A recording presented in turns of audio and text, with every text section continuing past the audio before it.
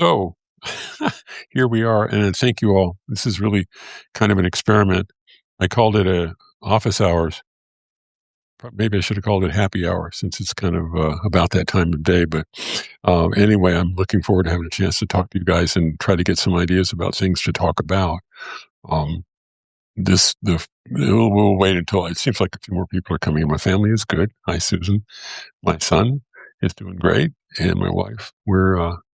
We had a big event last week, as some of you know, and we became I became a real dad there, so that's been really good, and we're doing well. In fact, I just got back from bringing him home from school, and jumped on here and was hoping that I could get everything working by the time that we got here. Uh, Mark, I see you guys. Hey, Robert. I'm seeing so many familiar names. I wish I could see you guys. I think there may be a way. I'm sure there's a way later on that we can perhaps have people come on and join me as like a guest and stuff like that, so we can see each other and talk that way. But I'm going to wait just a little while. But I don't think this is just for our paid people, so it's not meant to be a really big group. And so I appreciate the ones that have come on here and want to have a chance to talk. I think today there's been we're still kind of a lot of talk going on about the Bad Bunny Super Bowl halftime show. And I've, kind of been interesting to see the sort of the reverberations of that going around, online today and yesterday. It seems to me like I think people saw what they sort of wanted to see. Um, oh, thank you about that. Yeah, yeah. I mean, I was not. I didn't have a real big axe to grind going into that halftime show. I'm usually kind of almost don't even watch the halftime show most of the time. Or I find myself being kind of somewhat annoyed by it. But this one I was interested because of, who the artist was and the context around it. And I found it to be really, compelling. I mean, I felt like he made just so many good choices, like right from the very beginning, just the way that it opened up in the cane field, and then the way just he kind of have all these little vignettes of the life there, and so many good choices. I really thought that it was good, and it was interesting in the way that it just sort of it laid out the Spanish language in a sort of matter of fact way, in a way that was kind of yeah, well, and then using the term American to be more inclusive, not just of I've always noticed our Canadian friends will say North Americans when they're talking about Americans and Canadians, and I've always liked that.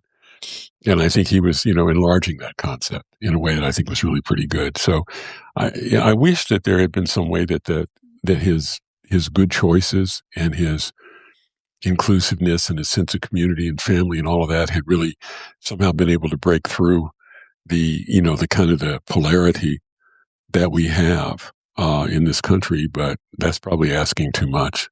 But I'm curious what you guys thought too. I mean, I get the impression we had a number of comments that came on the post, and a lot of people I think seem to see somewhat similar things to what I saw. But I'm curious to know, your ideas and what your people felt about it. But that's been and it's been kind of nice to have a little bit of a period today to just be thinking about something that has some not only cultural significance, but kind of a cultural beauty to it. Something that really just, was a real pleasure to watch and to feel and to kind of be part of. I was also really kind of, at the time when I watched it, I did not know that the wedding was real, but I thought, wow, it looked real. And it looked like that the emotions were real. And sure enough, it was. And I think that was a really nice touch. Um, so yeah, I think that was something that was pretty good, but, curious to know what everybody else, thinks about it and that sort of thing. Then when we get kind of beyond that, I kind of wanted to you, ask the people if our friends here are those of us who were on here. Bunny could have won the midterms for that. Yeah.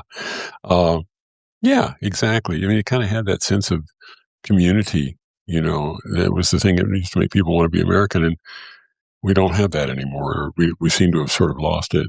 Did anybody watch the Kid Rock? I mean, I don't, not at the same time, but like, I guess it's available online. I didn't bring myself to watch it. I'm sure we could, but I understand they had about 5 million people watching the counter programming, and it's okay, 5 million. But I think it was good. And really, when you think about something like that, I look at it, from the point of view of being a producer of, you know, content, and all the choices that he had to make, um, to shape that performance, to tell the story that he wanted to tell, to be aware of all the landmines that were out there. And I think it was pretty close to pitch perfect. And I think it was really, really good and really impressive. So, yeah, I think that was pretty good. And I apologize. There's a siren going by. Um, so, but some of the stuff on top of, yeah, exactly. Um, and it's interesting that there isn't really that. I don't think in the United States, I think people think we have sort of a monopoly on the term Americans. And, like I said, Canadians have always kind of corrected us on that with, referring to North Americans. And I just think that, he really kind of opened up the discussion. And I think that's something that's really, really lost in this whole crazy immigration, ICE situation where the people that are uh, fellow Americans are nevertheless being treated as completely outsiders. And that's something that really, hey, Urban Hermit, there you are, buddy. Hi. So I think that there's something to learn from it. But will anything good really come out of it? I kept wondering when we were watching it, was it going to be like, is there any possibility that it breaks through, that it actually reaches any of the people um, who were negative about it going in and who now changed their mind? Has anybody heard of that? Have you heard of anybody saying, yeah, I was prepared to not like it, but at the end of the day, I sort of did. I haven't heard that. All of my sort of contacts from sort of the other side who went into it prepared to, be negative about it, came out of it being negative about it. So it just didn't seem like it changed that much. I hope that, yeah, yeah, that's right, Roseanne. I agree. So, well, I mean, at the end of the day, it's probably just a blip on the radar one day in all of this. But if there could be something deeper and more positive and more lasting that came out of it, that would be really good. I mean, on some respect, it feels to me a little bit like it did. Like it was a little bit of a breakthrough in some way in kind of normalizing the idea that Spanish is, in fact, a language of America, of the United States of America as well, and that it's commonly spoken here, and our neighbors speak it. It's just normal, and it didn't apologize for itself, and there was like no. I think that was one of the things that just, there was no sort of big statement made about, this being the first time, blah, blah. It just happened, and it kind of happened organically. So I thought it was pretty cool. I really did. And it was a lot better than the game itself. And so, guys, some of you know I'm a Rams fan. And I tell you, the Rams have had, last year we lose to Philadelphia in the conference championship, and we could play them closer in the conference championship than we did than the Super Bowl game ended up being. And then same thing this year. Rams played the Seahawks closer in the conference championship than the Super Bowl was. But honestly, for me, I've watched 60 Super Bowls, and this is the first time that I've been more interested in the halftime show and enjoyed this halftime show more. So that was good. So anyway, if you guys have any comments about that and you want to keep mentioning it, please feel free. That's certainly the thing that was sort of on my mind coming out of yesterday. But then, of course, there's so many other things. But one of the things I wanted to just bring up here, this is kind of the group of people who are who I'm most engaged with every day on the site, and I really value your inputs and your ideas and your guidance in terms of things that are important to talk about, things that we might be able to do. I certainly get a lot of um, satisfaction out of the comment section. I really, really appreciate the quality of the comments and the thoughtfulness, that people bring to it. And I want to, I think, be able to engender more of that kind of interaction. That's part of what this is about. I want to learn how to do this so that I can, some of you I would like to invite you to come on here, and so we can both be, we'd be talking like with guests, and also I want to, once I master the technology here a little bit, I would like to be able to do some lives where we bring in some guests, significant people. I've made some contact with some of the other people who do lives all the time. Some of the people that are, fairly well known, and they're willing to come on and join us at some point. So I'd like to do that, but I kind of want to get comfortable with it first and get a feel for it. It's a little strange because I hear back from you in the comments, but otherwise it's just me talking like a radio announcer or something, and so I got to get used to that process as well. Um, I wanted to talk about a couple of other things and see, if there's some comments on it or some thoughts. But one of the things I've been, thinking about lately is just the Epstein files and where we are with that, and whether there's like I'm debating whether or not it's something that is worth a continuous drill down deeper and deeper into it. At the same time, there's a lot of people out there that are starting, that are doing that, and we're kind of getting our daily revelations. But I wonder what your, thoughts might be on that. And just in terms of like the things that that we feel like I should focus on every day. It started out, I was doing one post a day, and more recently I've been doing two, sometimes three, but usually two. And there's a process. Oh, yeah, Ruth is good. Oh, okay, good. Yeah, she's great. Trying to figure out, how to optimize what we're doing here and how to make it as responsive as we can. Well, thanks, Steve, and I try to, yeah, I mean, and how do we get? I think I'm oriented to write. I have to be honest. Writing is my comfort zone. I come in. It's interesting. Like today, we had this thing scheduled, and for like the last couple hours, I've been sort of fretting and wondering about the technology. Would I have a problem with it? What would be some of the things to talk about? And then I was kind of, but it's the opposite. If I had come into my little setup here and just sat down to write, I would have been just relaxed.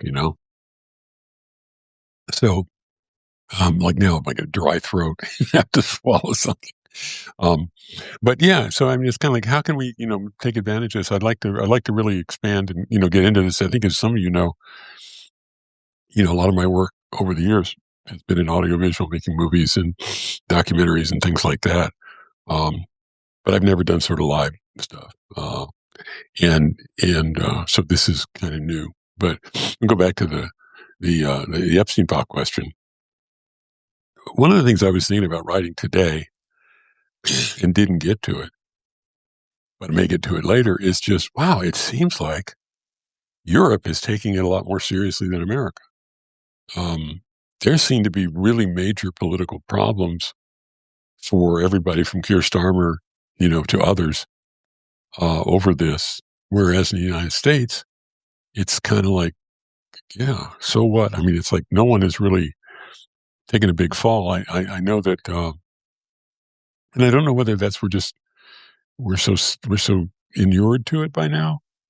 Whether there was kind of like we already had an idea who the Americans were that were going to be, there were no big surprises there. Maybe that was it, or the others have sort of weathered the storm. But it's really interesting to see that there's more, a lot more heat in Europe right now than there is here. So, I'm interested in that. I felt like I wanted to look a little more deeply into it, and see where it goes. But it just seems like every day, every time I check on BBC, there's, somebody else is in deep trouble. And yeah, I mean, so I'm curious how you guys feel about it. Um, yeah, I'm reading Jay Pickle. Hey man, how are you? And we're saying we are getting into trouble. Yeah. Uh, yeah. Well, that's kind of what I feel like I'm trying to do, is to be able to sort of, uh, cut through the clutter. And there's a lot of clutter. Um, but even for me, I'm not saying even for me, doing that process, it still sometimes seems a little bit hard to understand what really is the bottom line in there. Uh, oh, Juliana Flower, hey, how are you? Old time friend from high school days.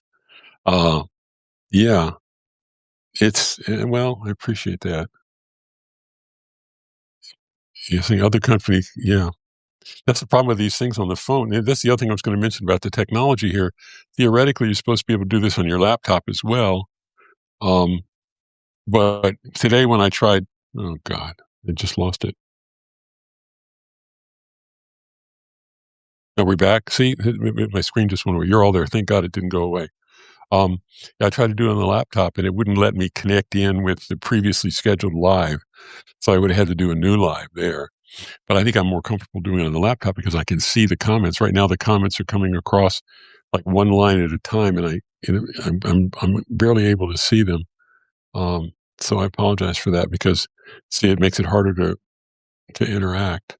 Um, one thing so Ruth Ann, you're talking about my approach. I have a question about my approach, and that is, I'm always struggling a little bit to find the sweet spot between being fair-minded and even-handed and investigative, meaning to say, consider the evidence on both sides, uh, and be judicial about the analysis that I'm doing, and at the same time, I don't. I think people are aware that in the large sort of dispute that's going on in this country, I fall on one side of it, and so I sometimes wonder about how that works. In other words, what I believe that I'm trying to do is to be clear about where I stand, and at the same time, also be clear that I want to be informed by facts. I don't want to overreach. I want to, be willing to concede a point to the other side when appropriate to do so. And and then at the same time, every once in a while, I do get, pretty uh, riled up about something, and I'll go ahead and do more of an opinion. But it seems like there's a sort of an appreciation for at least the attempt to try to be fair-minded and even-handed about things. Um, and being even-handed doesn't mean be both sidism, because both sidism, is kind of not inadequate to the situation here. But I think it's like it's an area that I'm trying to find my footing there. And the feedback that I get on the site is very, very helpful to that. But if you guys have thoughts about that, I appreciate it. And obviously, I appreciate the encouragement, but also I appreciate um, what we call in the film business, we call notes and comments that are sort of meant to be, constructively critical. And so, I'm interested to see if people, observe anything that they feel like, okay, you're getting a little too opinionated there, Sellers. You're no longer, being as even-handed, or on the other hand, you're too even-handed to the point that you don't call a spade a spade. And so, I'm trying to find the sweet spot in that. Uh, yeah. Okay. Yeah. Did I think I may have inadvertently turned it off for a moment when my screen did something funny, but uh, thanks, guys. See, I'm trying to kind of keep up. Uh, Here's Juliana. Yeah, well, thank you for trying to give a full picture. I mean, that's certainly what I try to do. And it's not always easy. Um, it's sort of like yeah, it's just tug of war, But I appreciate. But one thing I really do appreciate about our comments section, I before I was doing Substack, I was doing a lot of something like this on Facebook, and there I had kind of a real posse of pro-Trump friends, quote unquote friends, who would come in and really turn it into like a real strong argument. And we don't have that so much here, but we have more like a kind of a thoughtful communication. Oh, sorry, yeah. Sorry about that too, Herman. That's really sad. Um, and so, I feel like we're sort of uh, trying to find a kind of a sweet spot there. But I really kind of come back to the idea of the the comments that you all make are as valuable in many respects as the posts that I put up there. So I really, I want to, and I do. It's funny when I put, uh, beyond when I post something in the first few minutes after I posted, I watch closely for the first few comments, partly because I'm living in sort of dread that I have terrible typos in there or something like that. So I'm kind of looking to see if the typo police have caught me, or if something else, strange. But then after that, it's also just to see, to gauge, the reaction. And then I may go away, and come back again in a few hours. But I read all the comments, and, try to respond to them. But I think that that's half of what is the value of what we're doing here. And I really appreciate it. So, I think that's something really good. Yeah. Um, my problem is I don't worry too much about typos, and every once in a while I should.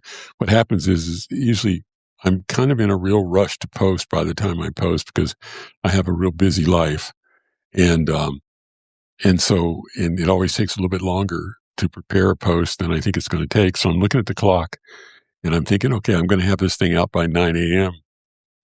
and then it's 9:57, and I have a Zoom set for 10.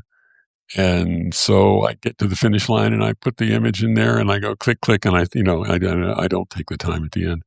Um, or it's in the evening and it's, family stuff and all of that. And so oftentimes you would think, well, why don't you take the time to properly proofread?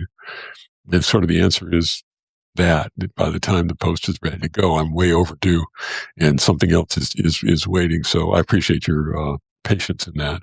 I've gotten a little bit better about it, I think, but, I know I haven't gotten called out on it as much lately as I used to. But that's something that I kind of, appreciate your patience and forbearance on. Um, you think about, uh, eh, how do you guys feel about, I guess, doing, it's a different process to write pieces that are kind of careful and thorough and take a while to put together, versus conversations with interesting people, which is something that I feel a little bit less. I guess I'm not a control freak usually, but I think maybe there's an element of that where in the written, communication, I feel like there's a higher level of ability to be precise and make sure that everything has been carefully researched and things like that. But at the same time, I kind of like the idea of bringing on some guests and trying to do some lives and have an exchange of ideas. But is that really an area that we're sort of would be looking for? I mean, there's a lot of people doing that, and most of them are very kind of opinion oriented. So I'm not really sure that that's necessarily an area that there's a demand for. But I'm thinking about it, and I wonder what your thoughts are. And particularly some people from the intelligence, community, the my old world, CIA and things like that, who are anxious or not anxious, sorry, are willing. I'm the one who's anxious to have him on. They're willing to come on and talk.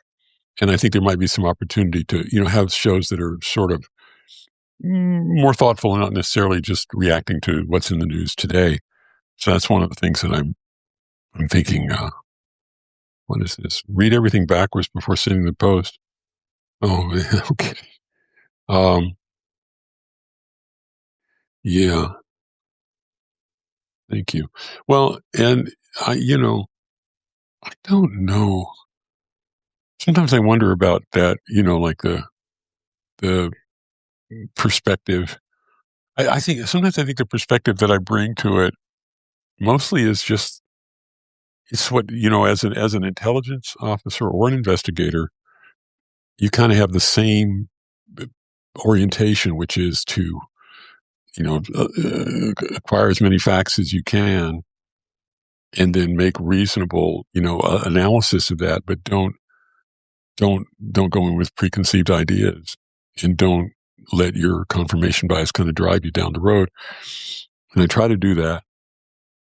and I try to maintain a certain kind of rigorous approach to that, and it seems like it's appreciated, I'm glad to know that. Jana Mendez, yeah, that Jana would come on.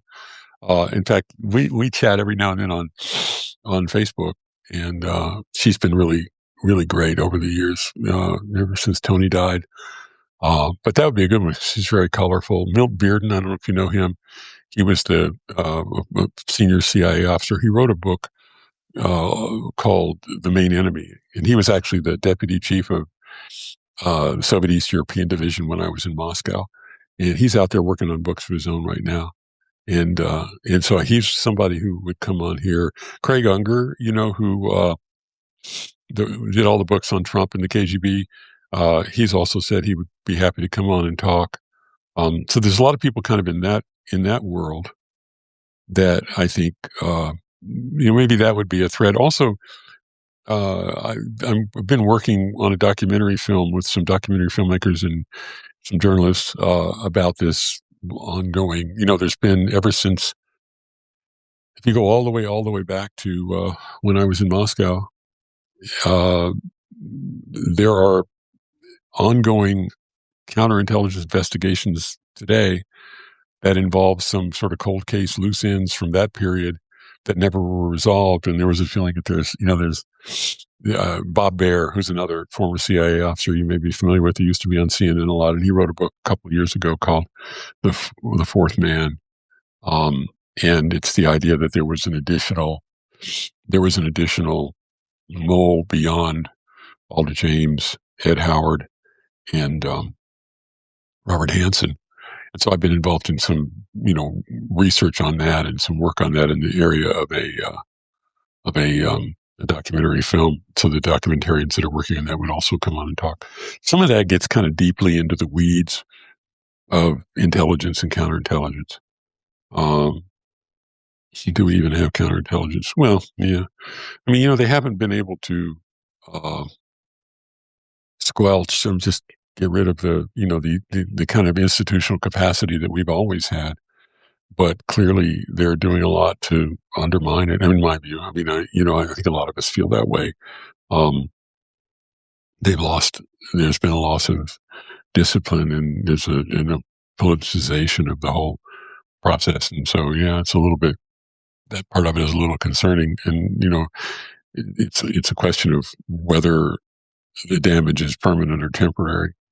But yeah, it's a little bit that way. But anyway, the intelligence and spy stuff, and also there's some. I mean, obviously, even though a lot of the stuff that when I've written about things that happened a long time ago, that stuff has become historical.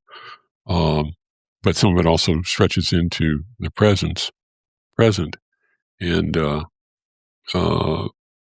when that happens, it's sensitive, and therefore people are cautious about being able to talk about it. So, but that is an area. I also wanted to say to you guys, thank you so much for actually entertaining those old stories. Sometimes Steady State is one. Steady State has got some really good people in it. Steve Cash, who's the head of it. Bill Pikney, who comes on, comments on Deeper Look quite a bit. Bill Pikney was a CIA officer who was much senior to me when I was in Moscow, and somebody who I really respect and admire. He's part of the state. There's a whole number of good people there. Oh yeah, Abigail Spanberger, she's great. I bet she will. I mean, prior to her becoming governor of Virginia, I think she would have. She was. I agree. I like her a lot. I've always been impressed by her and the way she talks about things. You know, and I think it's really good. And I think she's been able to sort of parlay that intelligence officer discipline into a really successful political career. And I really, but that'd be cool to have her. I agree. It's something we might want to give a try sometime. That's a great idea. I remember her.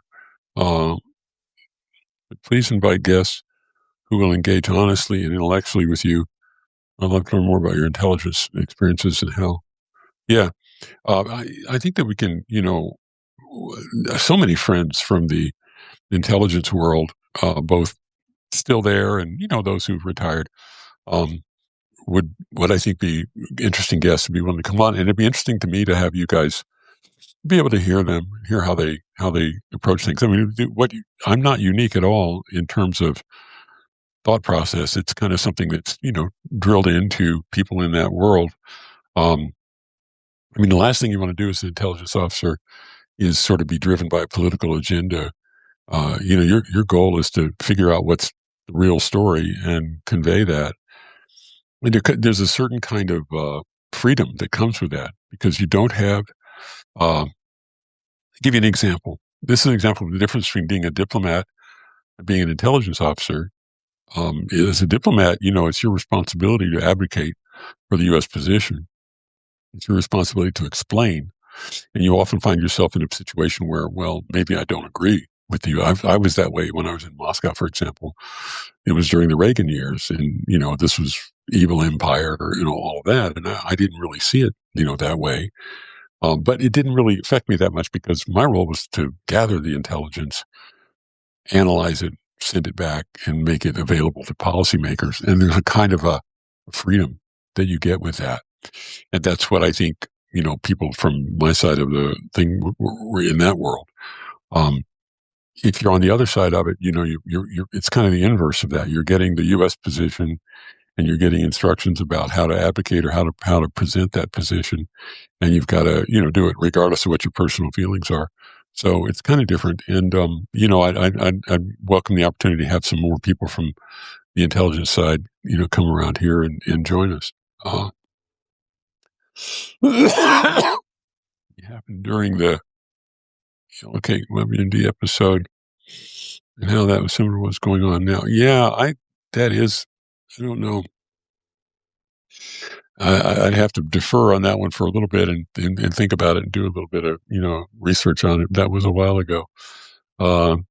You said yellow cake, and it got me thinking because the yellow that I was familiar with was in 1985 the spy dust. Do you remember that? Does anybody was around long enough to remember the whole issue of the Soviets were using a yellow powder that we were finding on our cars, and I mean places like the child's car seat for my 3-year-old son at that time.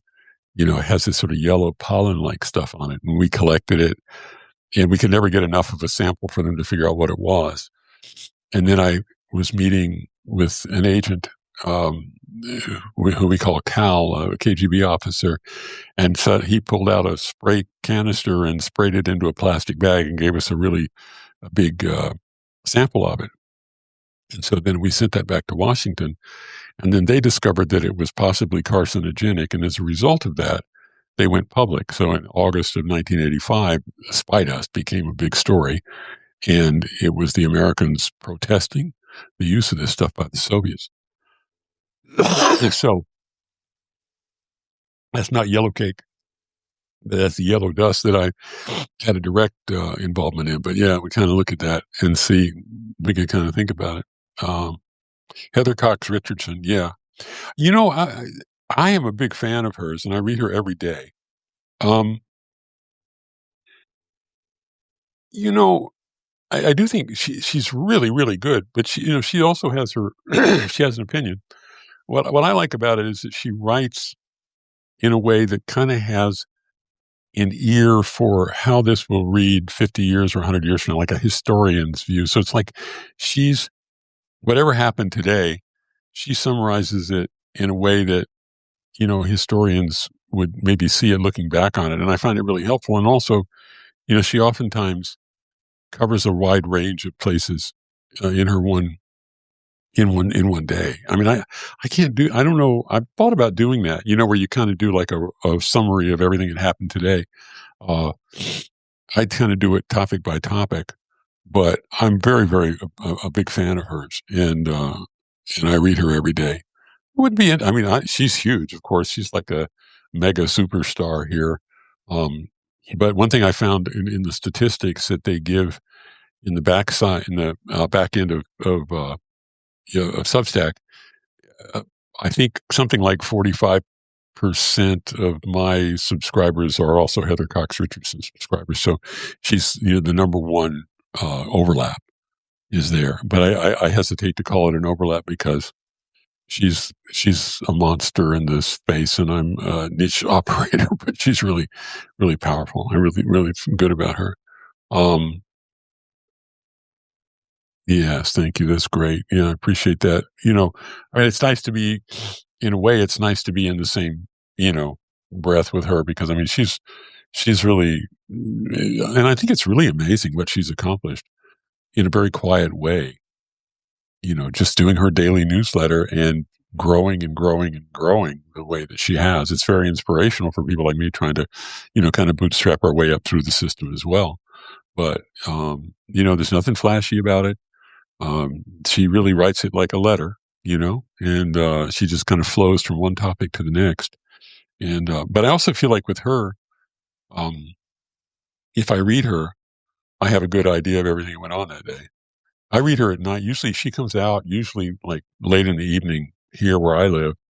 And I oftentimes will read it like, kind of at the end of the day rather than the beginning of the day. But she's good. And it would be interesting if, maybe it could do some, I've got to do a little more networking.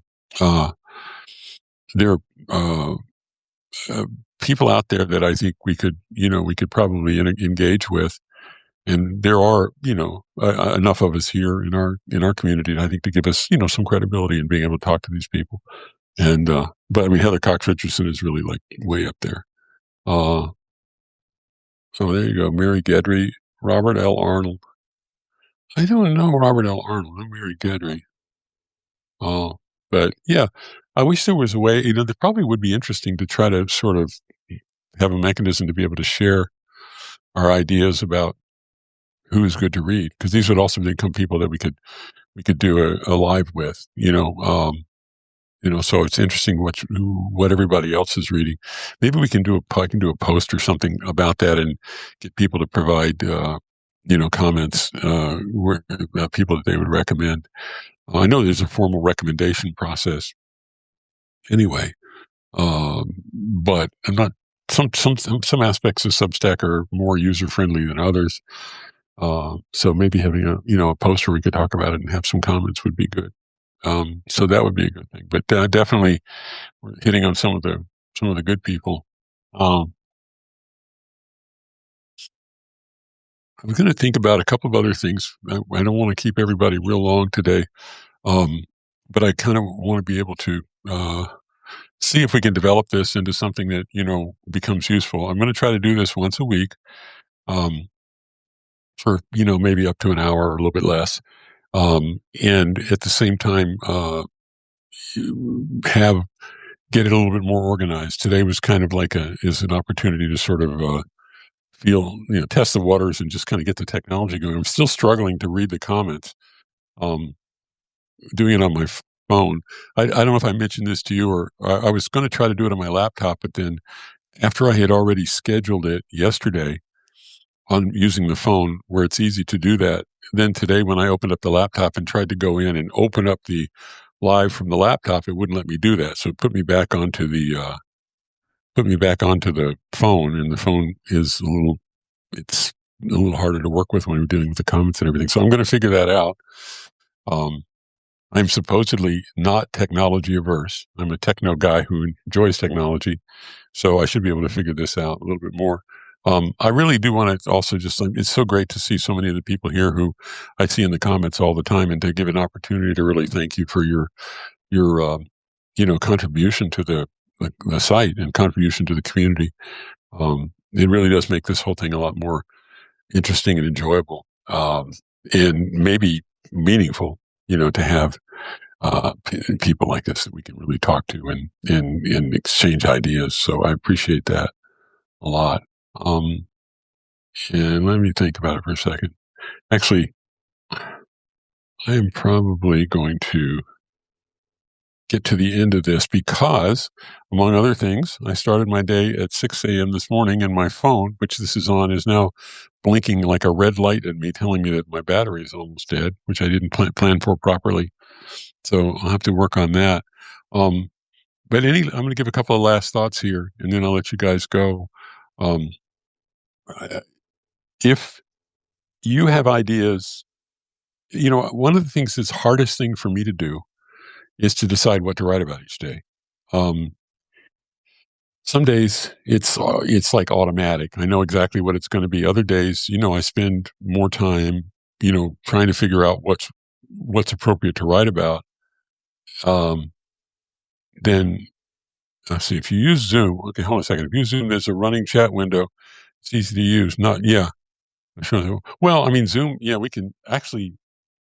I don't know how it would work to kind of because within Substack um, it kind of has the mechanisms for alerting everyone and so on. But I could, for example, I don't know why I couldn't uh, just announce that we're going to have a Zoom and send the link, and then everybody can sign in. I mean, I have an account. I use it all the time in my day job. Um, and so I have the full, I think you can use up to a couple hundred people on there. That would be a thought. Cause honestly, it is a little bit better. It's a little bit more user friendly and we can talk back and forth. Um, the, yeah. I've been looking at the Epstein, this Epstein Russia connection thing has been bubbling up a little bit lately. And I started to look into that in more detail today. I think it's going to be, uh, and it's going to be interesting to see. I don't yet know. I don't yet have a feel for how deep or how real it is. I think you get more and more of this impression that Epstein was of interest to various intelligence agencies, and he would be. I mean, if I were uh, setting aside, let me just say that anybody who networked as aggressively and effectively as he did would be of interest to intelligence agencies. The question would be whether, upon finding out what he's really up to, would you then continue to be interested in him?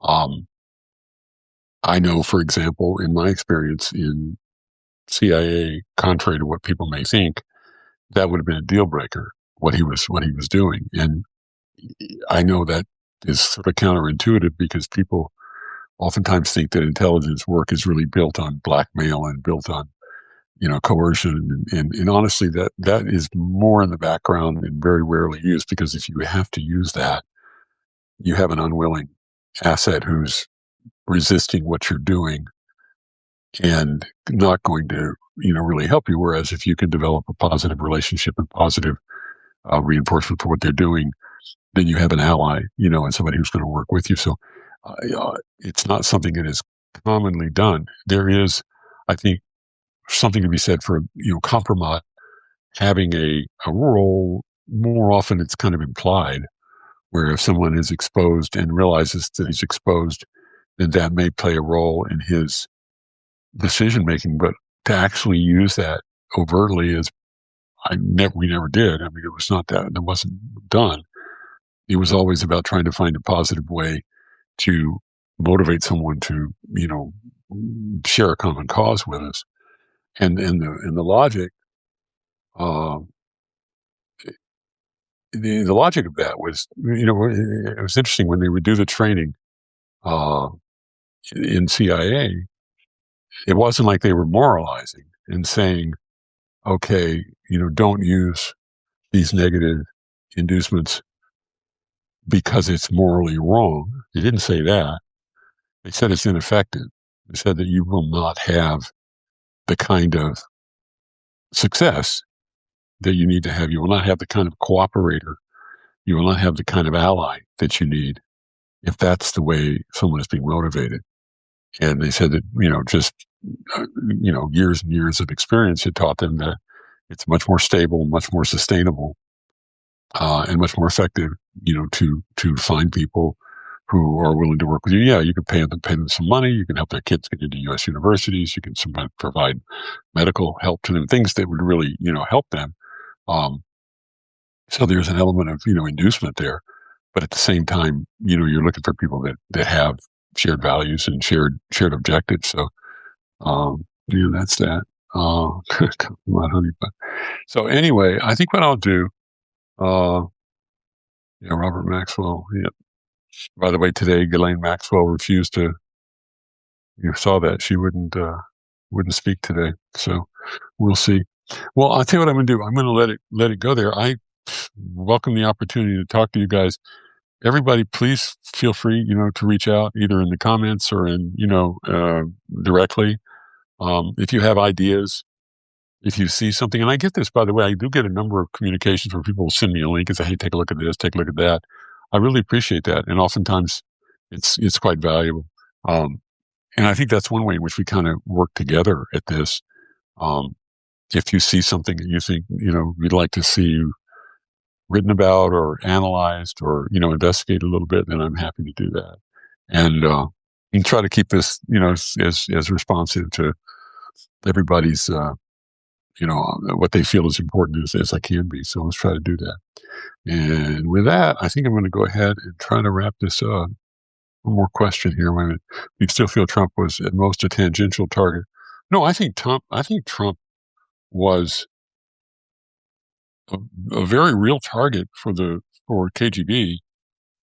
But I don't think that it seems to me that it's unlikely that it became a formally recruited agent where you have control. Their MO with someone like him is much more likely to be, what they call a special contact, someone who they can kind of manipulate and persuade.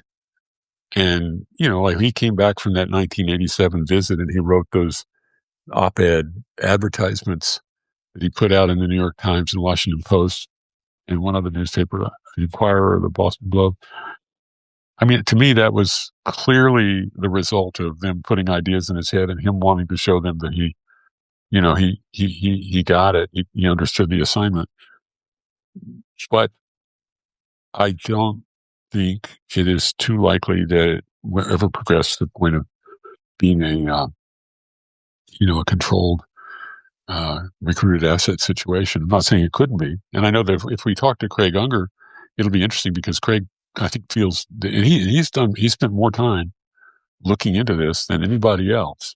And I take seriously, his perception of this. Um, but I'm cautious about making, an accusation like that. And I would basically, I haven't seen evidence yet that makes me believe that that's what it is. I've seen a lot of evidence that makes me believe that they consider him a special contact, someone they can manipulate. You've heard the term useful idiot. That's not an intelligence term that goes back to, Lenin and Marx, but someone that they can manipulate, and they believe has shared interests that they help him and he helps them. I think that's where that lands.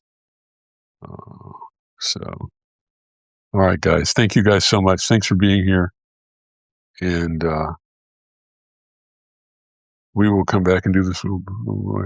Pat Stafford is returning, so that's there we go. Yes, thank you guys. Thank you so much for being here today, and we'll do it again next week. And I'll continue to kind of get this a little more organized and get the technology going for us a little bit better. And off we go. Meanwhile, thank you guys so much.